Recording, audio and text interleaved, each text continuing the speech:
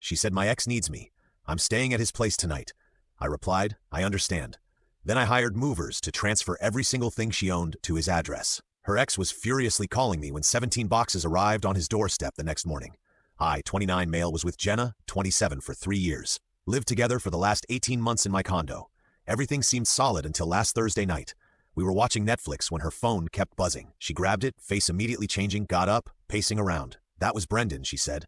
"Her ex from before me. The one she claimed was emotionally manipulative and toxic." "Okay," I said, pausing the show. He's having a really bad time. His dad just got diagnosed with something serious. He needs someone." I sat up straighter. "That's rough. Hope his dad's okay." She looked at me with this expression I'd never seen before, like she was testing me. "Marcus, I need to go over there. He shouldn't be alone." My stomach dropped a little, but I kept my voice steady. "Jenna, he has friends, family, right? He called me. He needs me specifically." Her tone shifted, defensive. "We would be together for 4 years. I can't just ignore him when he's hurting. I'm not saying ignore him, but going to place at 9 p.m. seems God, Marcus. Not everything is about sex or whatever you're thinking. This is about being a decent human being." She was already grabbing her jacket. "He's falling apart. I'm probably the only person who really knows how to calm him down." I took a breath. "How long will you be gone?" She stopped at the door, turned back. "I don't know. Maybe I might need to stay over just to make sure he's okay through the night."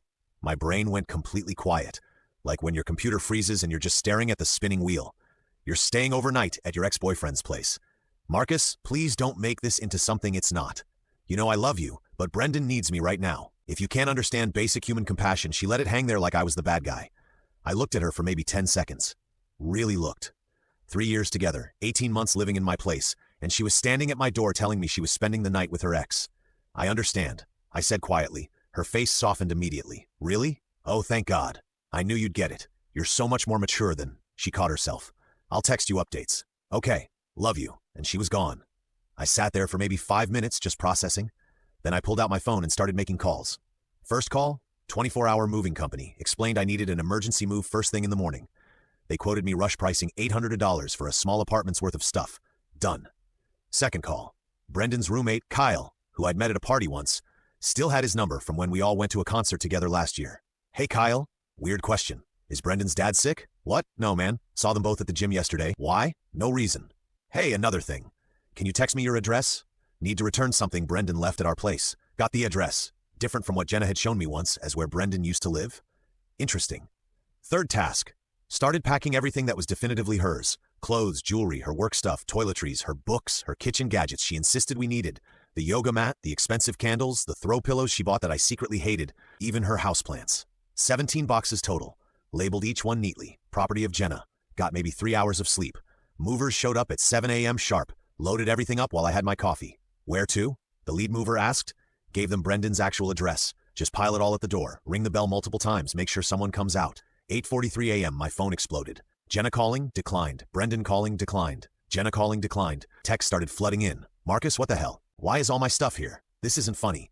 Pick up your phone. Brendan is freaking out. His roommates are pissed. Marcus." Then Brendan started texting. "Dude, what is your problem? Come get this stuff. This is insane behavior." Jenna is crying. I sent one text to Jenna. "You needed to be there for him. Now you can be there full time. Your stuff is where you chose to spend the night. We're done." Then I blocked them both. The nuclear explosion started immediately. Her friends, her sister, even her mom. Somehow all calling texting unblocked Jenna's sister Fiona briefly because she was always reasonable. "Fiona, Marcus, what happened?" Jenna is hysterical. "Something about her stuff?" "Me? She told me she needed to spend the night at Brendan's place. I helped her move in with him." "Wait, she what?" "She told me she was staying with me last night." "Interesting. Check with Brendan's roommate Kyle if you want confirmation of where she actually was." "Oh my God, that idiot." "Let me call you back." She never called back, but the texts from that side of the family stopped. Update 1. The entitlement escalation has been absolutely wild. First, Jenna tried the sweet approach. Showed up at my building Sunday morning with coffee and donuts from my favorite place. Doorman called up building policy. "Tell her she's not on the approved list anymore," I said. Could hear her shrieking from my unit on the 6th floor. Then came the anger phase. She got her friend Harmony to text me. "Harmony, you need to let her get the rest of her things. She has rights." Me, everything she owns was delivered to Brendan's address. Nothing of hers remains here. She says you kept her grandmother's ring. The ring she's wearing in the Instagram photo she posted from Brendan's bathroom yesterday. That ring she posted what? Yeah, the genius posted a mirror selfie. Brendan's distinctive bathroom tiles visible. Her grandmother's ring clearly on her finger. Caption, "New beginnings." She deleted it within an hour. But I'd already screenshotted. Monday brought the legal threats. Got an email from some template she clearly found online demanding return of property and compensation for emotional distress. Forwarded it to my lawyer buddy who laughed for 5 straight minutes. She abandoned the premises to stay with another man, and you delivered her belongings to her chosen location. She has 0 case. But here's where it gets really good. Brendan started having his own meltdown. Turns out his actual girlfriend, Teresa, saw the pile of boxes on their doorstep via their Ring camera. She was visiting her parents for the weekend. Teresa called me Tuesday night. I almost didn't answer the unknown number. Is this Marcus, Jenna's boyfriend? Ex-boyfriend, I corrected. Right. So can you explain why my boyfriend had your ex staying over while I was gone? Gave her the whole story. The sick dad, the overnight support, everything. That mother. She took a breath. And the boxes, everything she owns. Figured if she needed to be there so badly, she should have her stuff. Teresa actually laughed. You're my hero. I'm about to make this even better. Wednesday morning, Jenna texts from a new number. You got me kicked out of Brendan's. Teresa is crazy. She threw my stuff onto the lawn. Neighbors took some of it. My laptop is missing. This is your fault. You have to help me. May sounds like a problem for the person you chose to stay with. Or maybe the police if your stuff was stolen. Good luck. Where am I supposed to go? I genuinely don't care. Maybe your sister's, though. She seems pretty disgusted with you, too. The entitlement ramped up to 11. She actually tried to get our mutual friends involved. Posted in our friend group chat about how I made her homeless and stole her security deposit. What security deposit? She never paid one. Our friend Derek immediately responded, didn't you cheat on him with Brendan? Jenna, I didn't cheat. I was helping a friend by staying overnight at his place and lying about it. You don't understand the situation.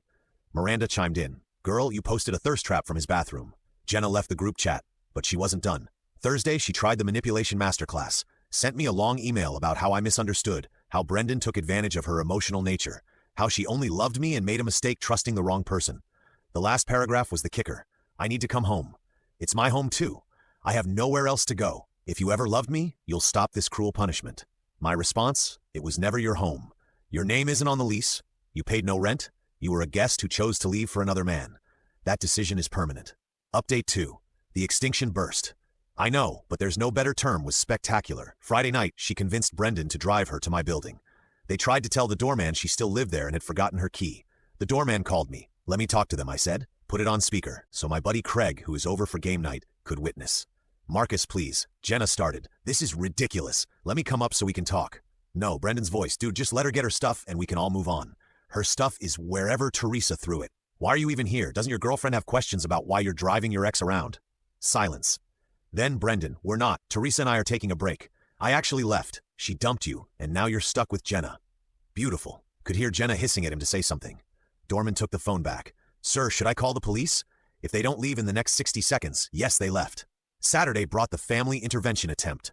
Her dad, who I actually always liked, called me. Marcus, I'm sorry to bother you.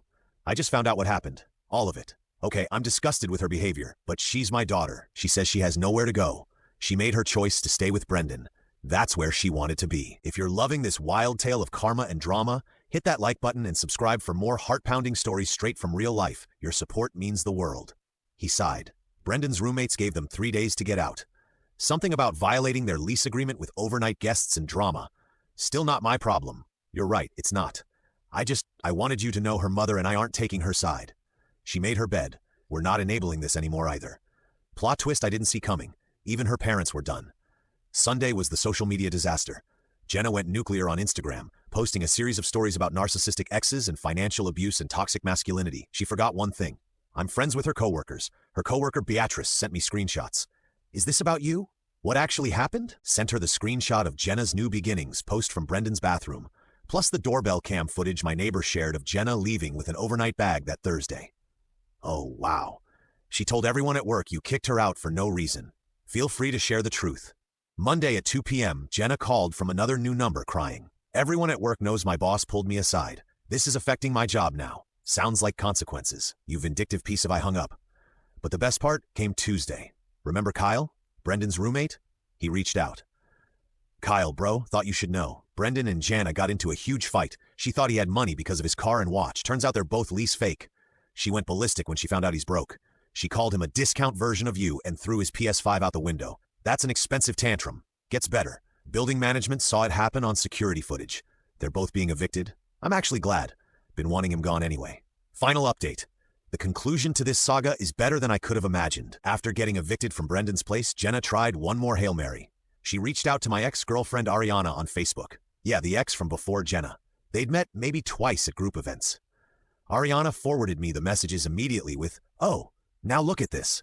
Jenna had written this whole novel about how I was controlling and abusive, and she escaped but had nowhere to go and wondered if Ariana knew any women's shelters or resources for abuse victims. Ariana's response was perfect. "Girl, I dated Marcus for 2 years. He's literally the most stable, non-dramatic person I know. We broke up because I got a job overseas. Try your lies elsewhere." Then Ariana added, "Also, Beatrice already told everyone what you actually did. You cheated, got caught, and got served. Stop embarrassing yourself, but Jenna's entitlement knows no bounds. She actually tried to get Brendan to sue me for interference with relationship or something equally ridiculous." Brendan texted me from his mom's phone where he's now living, saying his mom's lawyer laughed them out of the consultation.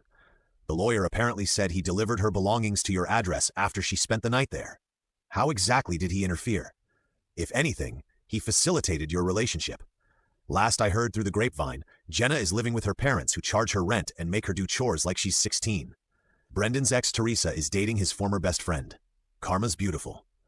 Jenna's job put her on a performance improvement plan after her work started slipping due to all the drama. She tried to start a GoFundMe for rebuilding after domestic abuse that got taken down after multiple people reported it as fraud. The last direct contact was yesterday. A year gym membership I bought her was expiring, and the gym emailed asking if I wanted to renew it. I forwarded it to her, with your problem now. She responded, "I can't believe you're still being petty about this. Me petty would have been canceling it early. This is just boundaries." She sent 18 more texts that I didn't read before blocking that number too. My life now peaceful. Renovated the second bedroom that had been her office where she watched TikToks into an actual gaming setup. Started seeing Rebecca from my hiking group. Someone who actually pays for her own drinks and hasn't mentioned a single ex needing support. My doorman told me last week that Janice still sometimes walks by the building and stares up at my windows. He's under strict instructions to call the police if she tries to enter. The funniest epilogue. Brendan reached out last week trying to be bros again, asking if I wanted to grab a beer because we both got played by her. Nah, man, you got played. I just took out the trash and delivered it to the right address for everyone asking if I regret being so harsh. No, she made the conscious choice to lie, cheat, and spend the night with her ex. I made the conscious choice to believe her when she showed me who she really was. The fact that she expected to come back to my place to her comfortable life after that betrayal, that's the real insanity. Her stuff getting rained on because Teresa threw it outside. Her laptop getting stolen because she chose chaos. Her having nowhere to go because she burned every bridge. Those aren't my consequences to manage. Play stupid games, win stupid prizes, and sometimes those prizes come in 17 boxes delivered to your side piece's doorstep. Edit. Since some people are asking, yes, I checked with a lawyer before the move. Since she had no lease, paid no rent, and voluntarily left to stay elsewhere, I was within my rights to return her belongings to her stated location. The key words she texted were staying over at his place, indicating her new residence for the evening. I just helped her make it permanent.